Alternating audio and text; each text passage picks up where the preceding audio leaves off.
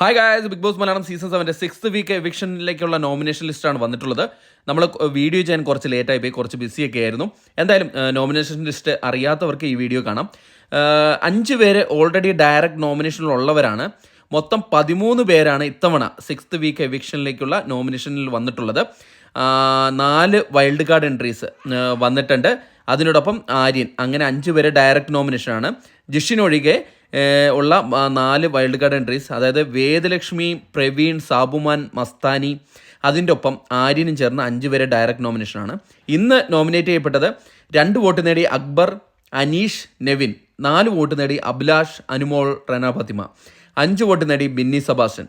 പിന്നെ ഏറ്റവും കൂടുതൽ വോട്ട് 7 വോട്ട് നേടി ആദിലയാണ് വന്നിരിക്കുന്നത്. അങ്ങനെ മൊത്തം 13 മത്സരാർത്ഥികളാണ് നോമിനേഷനിൽ വന്നിട്ടുള്ളത്. അപ്പോൾ നിങ്ങൾക്ക് ഇവരിൽ ആരെയാണ് ഇഷ്ടം, ആർക്കാണ് വോട്ട് ചെയ്യാൻ പോകുന്നതെന്നും കൂടെ വീഡിയോയുടെ ഇടയിൽ കമൻറ്റായിട്ട് രേഖപ്പെടുത്തുക. ഒന്നും കൂടെ പറയാം, 13 പേരാണ് നോമിനേഷനിൽ വന്നിട്ടുള്ളത്. അക്ബർ, അനീഷ്, നെവിൻ, അഭിലാഷ്, അനുമോൾ, റെന ഫാത്തിമ, ബിന്നി സെബാസ്റ്റ്യൻ, ആദില, പ്രവീൺ, മസ്താനി, ആര്യൻ, വേദലക്ഷ്മി, സാബുമാൻ. അങ്ങനെ 13 പേരാണ്.